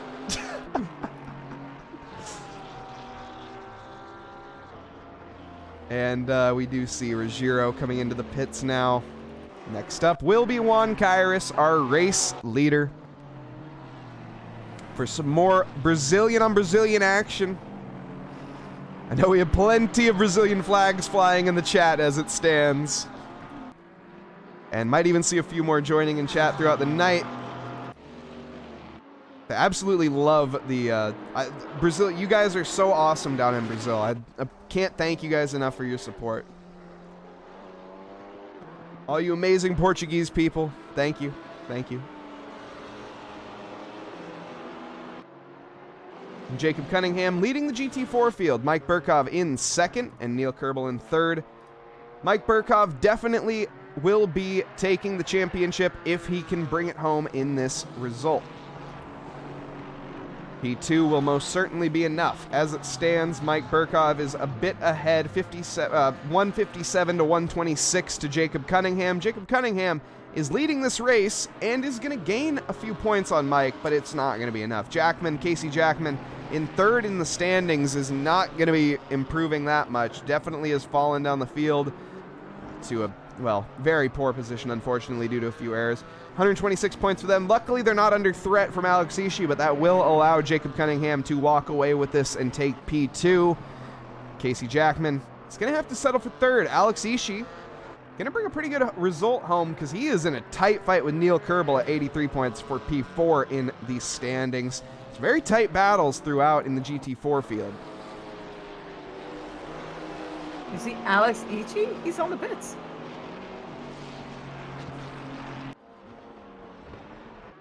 You're right. Yeah, you said Alex Ishii. I was like, what? He's on the pits. No, you're right. Yeah. He's been there with Cairo. They're keeping themselves company. Alex Ishii just keeping his tires warm in the pits. You know, got the blankets on. They don't have blankets for these cars. What am I talking about? And there we go. Monica Griffin overtook Jacob Church back there. Did he? And Jacob Church, I think he's having a blue flag back there with Cornotis. Is she? You overtook? Okay. Yeah, she's Yes, walking you overtook away. Jacob, yeah. All right. Go Monica. Jacob Church is on a bit of a tear. He's on a bit of a tear right now. He's been putting in some pretty good lap times. So the fact that Monica managed to get by that's insane. The one bigly not big enough. He's doing amazing. That's what I'm going to say. That's the type of things that I want to do in the future. Even though that I've been getting extremely competitive now that I'm racing, feel more confident with this car. So when I don't get scared anymore when they're trying to overtake me, I'm like, no, you fight for it, man. I'm not gonna let you pass me friendly now. I'm not gonna be friendly on track anymore. You have to fight me. I have noticed that with your driving style, I will admit. One thing I've noticed from watching you is some of the faster cars, I think, just assume you're going to move out of the way because that's how you used to. And even I was watching you at one point, and I assumed you were going to move out of the way, and then you didn't, and I was like, all right, Lizzie, let's go. Yes, I was like, no, I'm not going to be polite anymore because I feel like these guys, I'm going to take it like this, okay? I'm not going to offend anybody. Since I'm the only girl on the track on the rookie series, and now I got Monica Swanseger joining me on track on the second season. But my experience for the first season, I felt like everybody was like, okay, she's gonna be nice and she's gonna move over and now whatever. I was like, no, I'm not going to do that anymore. No, I'm not gonna be nice anymore. I'm gonna like, okay, if you want to take over, you're the blue flag. Okay, go past me, pal. I'm not moving. I'm driving my line. You get and make your own line and pass me, okay? Because there's too many boys on the track and they get super competitive. And I was like, okay, I'm gonna get on the competition too. Like I'm gonna get that competitive, attitude too. So I was like, okay, no, I'm not gonna be polite anymore. You gonna pass me? Pass me if you can. Lizzie 2.0, says John Hawley. I'm just getting into the same channel that all my fellow racers get on the track. So hopefully maybe on the other season I will get a little more faster, more competitive. I'm not practically I'm not landing on the end of the pack anymore. So I'm proud of myself. I'm not last anymore. Well, this has been dropping some incredible results, and I would highly urge anybody to go check the Monday Rookie Series out on YouTube or Twitch at Trackalicious, or just go in and joining over on SimGrid as well. One of the best leagues that we have, if not the best league that we have. Just everybody's favorite. It's not best. It's not the best. We don't have best leagues here, but it is everybody's favorite. There's no doubt about that. Which, does that make it the best? Well, it does for some people. And it's an incredible league. Highly recommend. Like I say, even if you are, it's a full grid, but even if it is full, you can still sign up as a reserve driver, and if there is a slot available for you, you will be able to join the race. So I'd highly urge you in doing that. When does this happen? When did the Brunner overtook Casey? In the pits. I missed that. Oh, okay. Yeah, it show up later for me. Okay, yep. Got it. In the pits, we're good. Casey Swanseeker taking his pit stop. Cameraman losing his mind. Monica Griffith chasing down Zane Bliskett with Jacob Church right in the mirror. A little bit of a three-way battle for P at 12 here going to unfold. Or P13, excuse me. Steven Tomazic with a hydrate. I see David going into the pits also.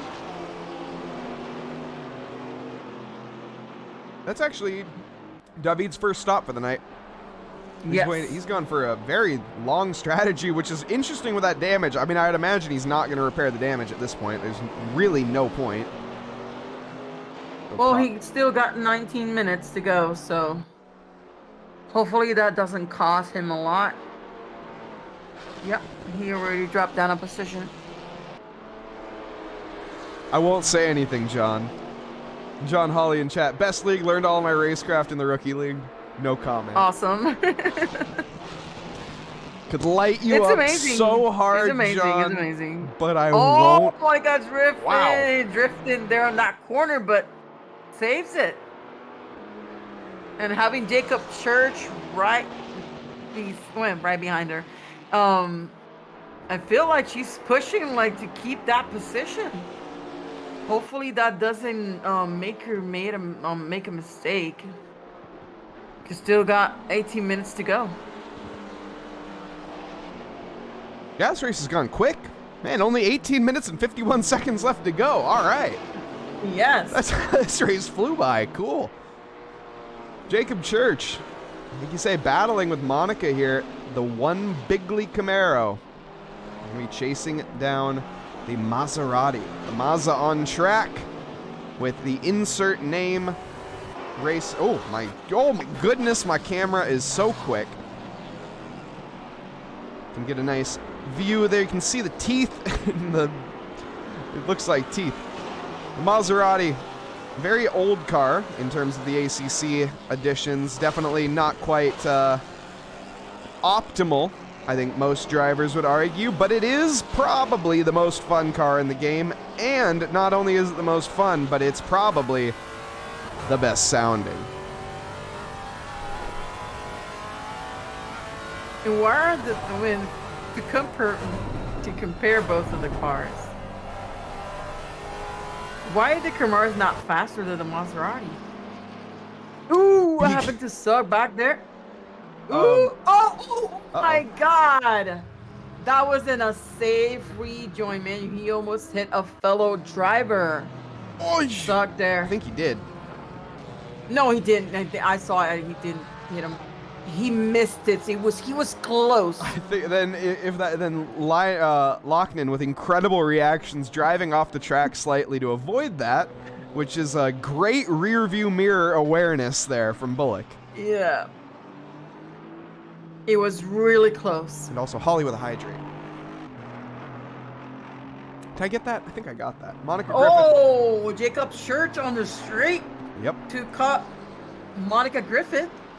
And, the Maserati, by the way, to answer your question, Lizzie, the Maserati is a rocket ship in a straight line.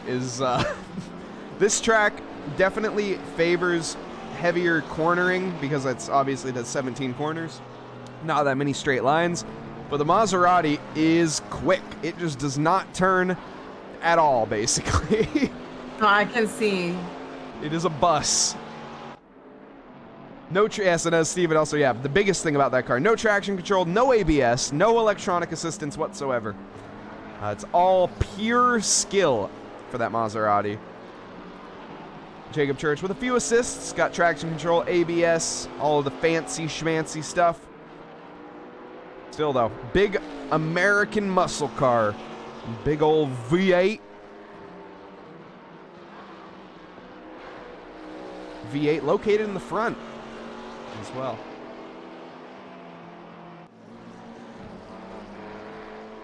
David is catching up with Lochnan again. Alexio. Oh, what happened to Gaba? I think he hit the wall, or he just maneuvered himself through that shortcut, and oh my god. I think he is understeered. He's maneuvered himself into the grass, tries to get on the brakes, and he manages to get it slowed down in time, get it stopped, and waits for a nice moment to rejoin.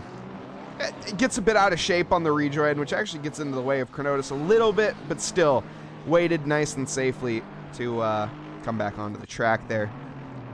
Good rejoin from the Mozambique driver.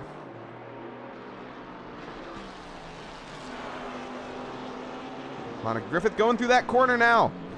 My corner, it's so easy to do exactly what he did, by the way. Understeering into that corner. You just carry slightly too much speed. Your tire goes onto the marbles. No, sorry about that. No. Of course. Going over the grass, something happened back there, but he safely rejoined. It was like it's an unforced error for sure, and I think we're gonna see actually exactly what we're in a different part of the track. Oh, violent snap of oversteer actually for Chronotis. He understeered massively into a snap of oversteer there. Very interesting. Chronotis maybe not quite getting the setup right on that Ferrari, if I had to guess. That looks like something that should have been tuned out in practice, but unfortunately not able to get it this time around. Very twitchy. Driving a twitchy car is no fun. It's unpredictable. Monica, on the other hand, likes driving a twitchy car. That's how you drive the Maserati. This is a drift machine, as she does it right in front of our eyes. Gets on the throttle and lights those rear tires up. No traction control to stop that. Oh. Oh my goodness. Monica's pushing like a mad woman. She wants that position back from Jacob Church, you can tell. Yes. We can hop on board, even get a little steering wheel input. And actually, hold on. We're going to tune in down to David Alicea. Yeah, and having all these blue flags behind him is going to make him nervous. Let's see if the blue flags can make it through between the battle that he's trying to have with Bullock. And he repaired his damage as well, so he's got a fully repaired Alpine. Oh! No, he doesn't have a fully repaired Alpine. I'm sorry, David. No.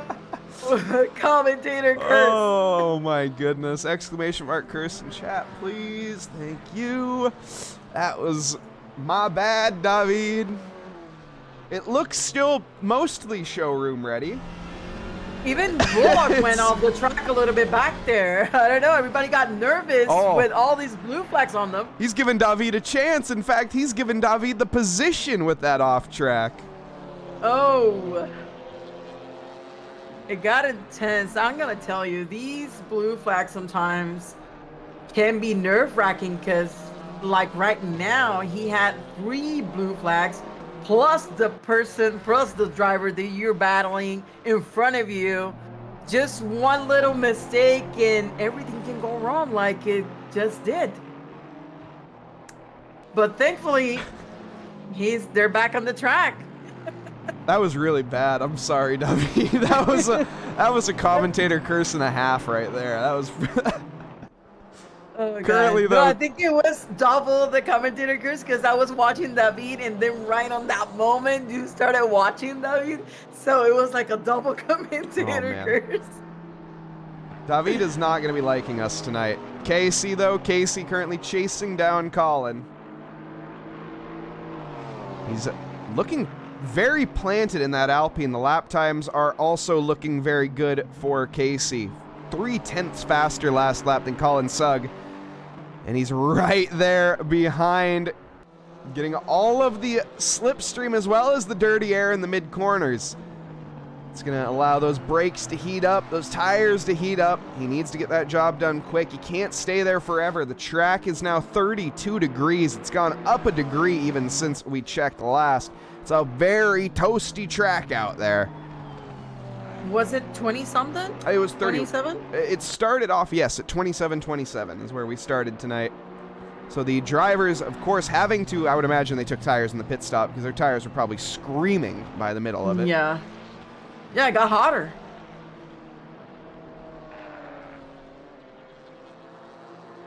As the sun here in Cheshire, England is shining bright around this lovely 2.6 mile circuit.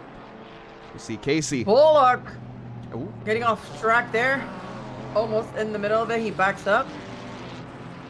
Good, good, good. Let's see if he takes the opportunity to rejoin safely.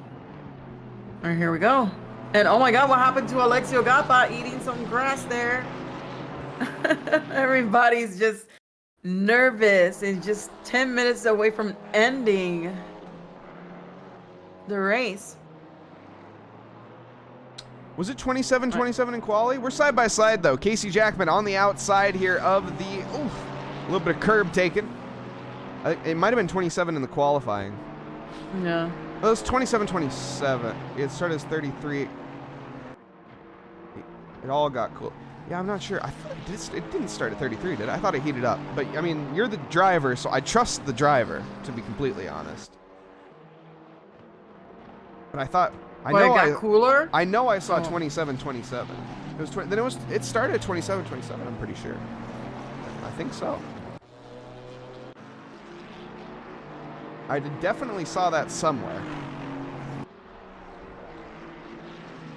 But regardless, it's a hot track. That's all that matters out there. It's a hot track and the tires are not too thrilled.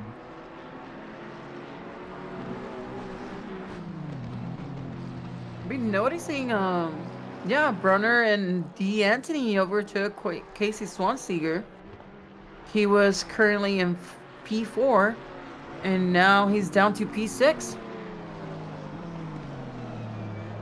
Yeah, in terms of the GT3 field, I will say they've spread out quite a lot. The front three still fairly close. Beachley. What happened there? Was a contact or something with Bullock there? Take a look. Go back and check it out. This looks unforced. This looks very unforced. There's nobody around him. Justin Beachley. Oh, he clips the wall. He was so close to keeping it out of the barrier. He was millimeters away from actually having it, and he reverses into the center of the track, which is a big no-no, but it's fine because there's nobody around. It's still not that fine, but it's all right. And Snoopy saying I said 23-27. I might have said that, honestly. I'm young. I don't know. My brain isn't fully developed. Oh, Alexio Gappa again on the same turn. He's been having quite issues with that hairpin. Unfortunately, backing up. Come on, join safely before your friends. Oh. He managed to get out of the way before everyone else. And here he goes, safe rejoined. Oh God. A lot of tense moments, 7 minutes away from the race to finish. I feel like the nerves are getting into some of the racers. The fatigue as well, probably kicking in a little bit as you approach those. I can't speak. The last 10 minutes is the longest 10 minutes always. As you're looking at the clock every minute, you're waiting every lap, you check that clock, and it's been going down at the same rate that it has the entire time. John Hawley gifting a subscription to Eric Hag. Thank you very much, John. Gifted 7 subs in total. Absolutely awesome. Thank you so much, John, for your continued support here at Trackalicious. Can't thank you enough. Zane Blisket. Oh boy, look at that. He is going for it. Tony Danzig with a bit of a poor exit as well. Zane Blisket getting all over. The number 64 going to be trying to go for the outside line to carry the speed. Washes some of it away, though, as the rear end slips out from underneath him. Oh, side by side, back from behind. Those are going to be some back markers going at it. Zane Blisket trying to go for the outside overtake. That's going to be really tricky. He's actually trying to set the switch back up, which is also not going to work out that well. Tony Danzig covering that off extremely well. Can't overtake on the outside of that hairpin, then Marbles will understeer you to oblivion. Heading through the second to last, or the penultimate chicane. And Zane is falling off a little bit here. He's looking really, really quick in Sector 1 and Sector 2. As we approach the third one, well, Sector 1 mostly. Sector 2, a little bit to be desired. He is gaining, though, as we approach Sector 3. Nemesis, welcome. And Dom as well. Welcome, Dom.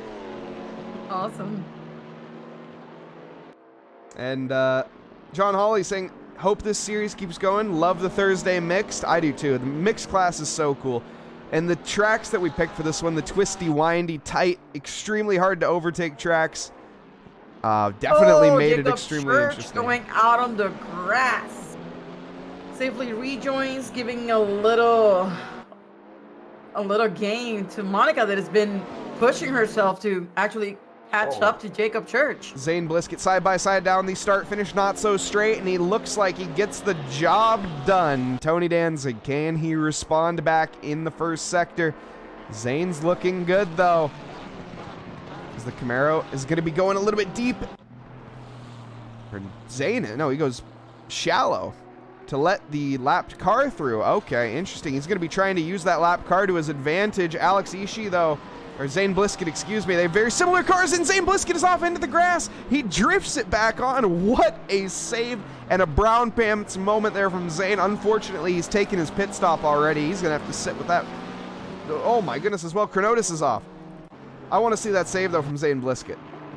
That was something else. As there was a little bit of contact, actually. Maybe turned in a bit too much. But what a save.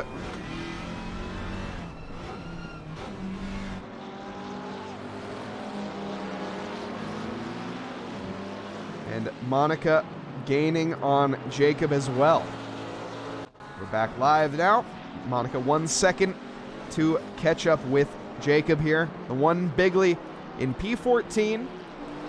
Jacob started in P16, up 2 positions from where he started. Zane Blisket up 6, Tony Danzig up 6, and James Fuller up 6. What an incredible result There we go. from them. Monica gaining on Jacob.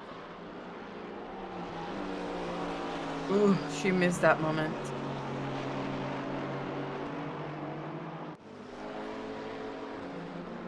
Who is the Noobs R Us McLaren? That's going to be Casey Swanseeger.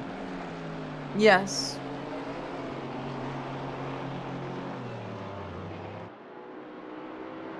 He's been keeping his pace, you know? He was on... yeah, P4. And I don't know what moment Burner and Altony took over, but he's been keeping his pace really good, though. Will Brunner and Devin Anthony, I think that happened in the pits. Yeah, when he went Devin Anthony went off at one stage. He ended up facing the wrong way on track in Sector 3. In the final sector, he ended up facing the wrong way there on that one lap, and that kind of put him behind a bit from Will Brunner. And after the pit phase, he was long gone.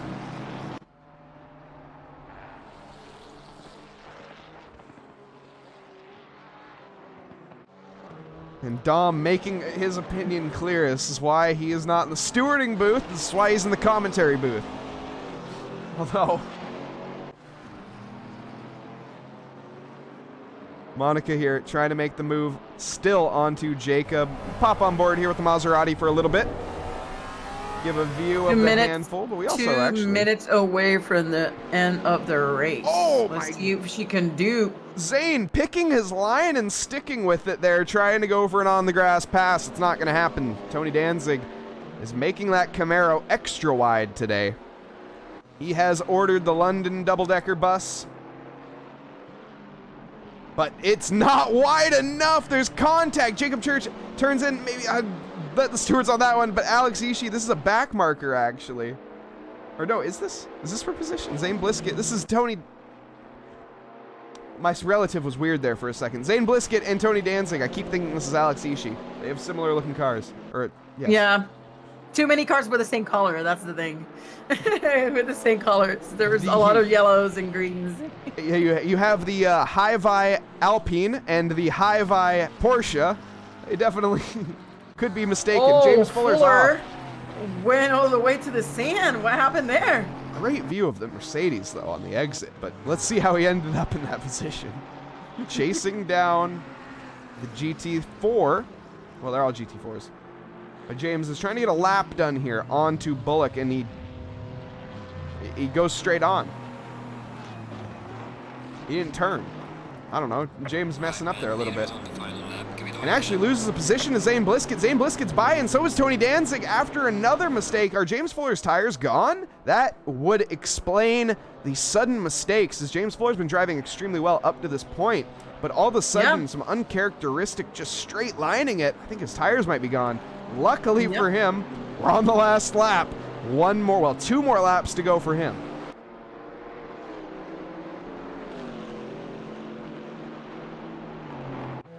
Cunningham. This is a battle for P2. Cunningham and Mike Burkov. Cunningham actually must have been ahead of the pit fade. I think Neil Kerbel took an early pit stop. Neil Kerbel leading this race in the GT4s. I actually have no idea how he managed to pull that off by 35 seconds too, so it's quite sizable. We're going to see the move attempt. Jacob Church on the outside of the chicane heading into it. Now it's too deep though, as the Alpine ends up onto the grass. It's not going to help the charge there from Cunningham. It's lap 42 complete so far. There will be another lap, and he's going to need it. Cunningham, no way he's catching on this lap, barring a massive mistake from Mike Burkov. As well, keeping an eye on Monica Griffith behind. Definitely don't count her out. Catching up with Jacob Church. Has to deal with the lap traffic. That's the race leader, Neil Kerbel. About to lap Monica Griffith. Absolutely incredible pace from our race leader of Neil Kerbel in that Alpine. You see, who has been leading this race the entire time. Now that I'm started in pole, and has just been dominant, to be honest. I think he did take an early pit stop though. The leaders finished the race. Jace Wright. I thought there was one more lap. The controller King. My God. The controller Kin. I love that as well though. That's actually really good. Oh, notice what happened there. Losing a little bit of control, safely rejoins. Oh man, as we're going to have an almost side-by-side finish. The two countrymen, look at that. Ruggiero Santos taking P3, Juan Kairos in P2, but they managed to stay right behind each other, right in front and right behind each other for 47 laps. These two were separated by 1 second.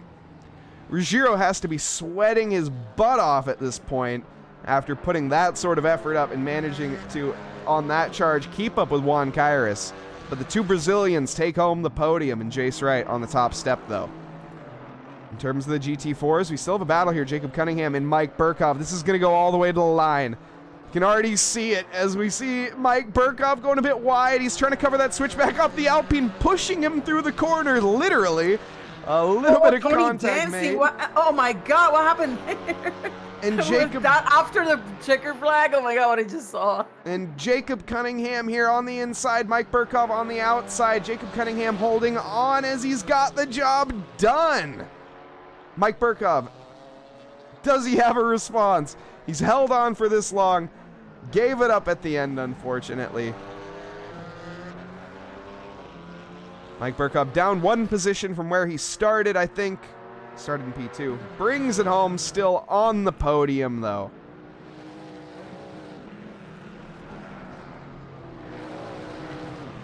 And what a race. What a race. Yes. What a final race to end the season. It was incredible. I loved it. And if we can get our top 3 from each, I was going to say team, but yeah, from each driver, from each category, if we can get the top 3 moving into the green room for interviews, if you guys want, that would be awesome. As the guys in the truck head back into the replay and head over into the booth.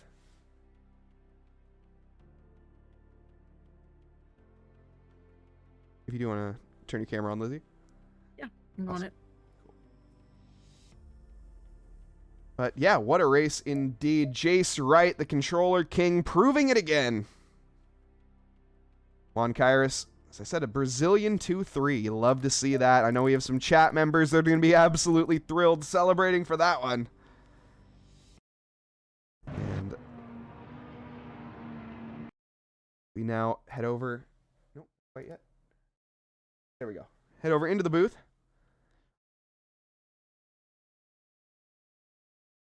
Oh, thank you. Welcome back, Holly. everybody. And yeah, let's see here. Who do we have? Who do we have in the green room as it stands?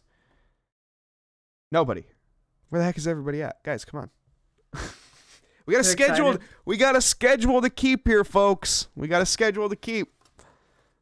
Where you guys and gals at? We're looking for Jace Wright, Juan Kairos, Rogero Santos, Neil Kerbel, Jacob Cunningham, and Mike Burkov. Jace, you're in chat. Get in. There you go. You're okay. We got an interview for at least now, as we have Jace Wright, the controller king, managing to do it again. How's it feel? We can't hear you. As Jace is the controller king, but the microphone, not quite so much. We'll work on that here. He'll be here momentarily as he's currently running down the field, down to the microphone. Jace, do we have you? No, we do not. At a controller tax. Probably he's fixing his mic. Wait. Oh, can you hear me now? ladies and gentlemen, Yes. we got him. Jace Wright, welcome. You've done it again, my friend. What a drive. Oh my god. I was not expecting it to go that way, but I'm happy that the strat worked out. What was your strat tonight, if you don't mind me asking? The strategy was to build at least a 15-second gap in my first stint, because I was expecting Juan to do the same, no tire, and go to the end. So I was saying if I build at least a 15-second gap, I can probably make the second half up with new tires. And that managed to work for you tonight. You did take new tires at the pit stop? Yep. That was something I would imagine. That track temp was up there. I'd imagine your tires were a little hurting towards the end of the stint. My rears were going towards the end of the stint. I had a whole bunch of brown pants moments in turn one. As it does. I would imagine. As a controller, how does that affect? I mean, obviously, I don't know how much you've driven on a wheel or if you have driven on a wheel, but does that affect the feel? I mean, I know you studied the balance and stuff. Obviously, you can feel that in a wheel, but in a controller, I feel like it just takes another level of understanding of, I mean, cars in general. Yeah, sort of. I mean, for the setup wise, I have to go with like a way more oversteery setup because since I can't really feel the car, I have to control it mostly with the throttle and the brake, and I don't have the full steering goal as well, so I have to try and drift around sometimes. Makes sense. Yeah, watching your onboards is awfully fun, I will say. Watching the wrist I have a breaking question. moments. Yeah, of course. Go ahead, Lizzie. Is the adrenaline between driving on a wheel and the controller still the same adrenaline? It's still the same excitement? It's still Yes. the same yes. feeling? Oh my god, yes. Oh, that's awesome. I can't even imagine, to be completely honest. Jace, you're on another level, brother. Thank you very much. He is. Well, that's why they call him the controller king. Absolutely. Joystick Jace, thank you. Thank you. Congrats on your win. I think that's the only interview Yeah, that we have for congratulations. tonight. So, Jace, you're all free to go. Great and commentating tonight, guys. Thank you, Jace. Thank you. We appreciate it. But yeah, thank you, chat. Thank you guys so much for being here tonight. Hope you guys, and thank you as well. Lizzie, thank you so much for this season, not just this race, but this whole season, all 6 of the races. Been absolutely awesome. Cannot thank you enough for that. So thank you. No, thank you guys for having me, and I appreciate the invite, and I hope it keeps repeating and I come back again for the next season. I think we'll see that. We'll see. We need to get no confirmation on Thursday leagues yet. So we're not going to say anything just yet. We don't have any leagues confirmed for Thursday, but we'll see, like I say. Eventually, just keep an eye on SimGrid. Keep an eye on the Discord, !Discord, if you guys are in this league. Of course, we have other races that we offer, Sunday leagues. We have our Saturday Road to the Grand Final, 6 hours. That's going to be not this Saturday, but next as well. Monday Rookies, everybody's favorite series. There's plenty of racing here at Trackalicious. Just because this league is over does not mean racing is over here at Trackalicious. Let's keep that in mind. But thank you guys so much for watching. We're going to be raiding tonight. We're going to raid Jake Wells. I suck at this because, of course, we are. If you don't know who Jake Wells is, well, you're about to, and you must, because he's probably one of the best North American streamers when it comes to ACC. Absolutely incredible guy, and a great driver everybody as well. loves Jake. And a hydrate from Jace. Cheers, Jace. And congrats on your win. Yeah, congrats, everybody. And great race, and hope to see everybody again on the next season when we get another season. And Yes, thank you, everybody, and good night. Yeah, thank you, and good night, everyone.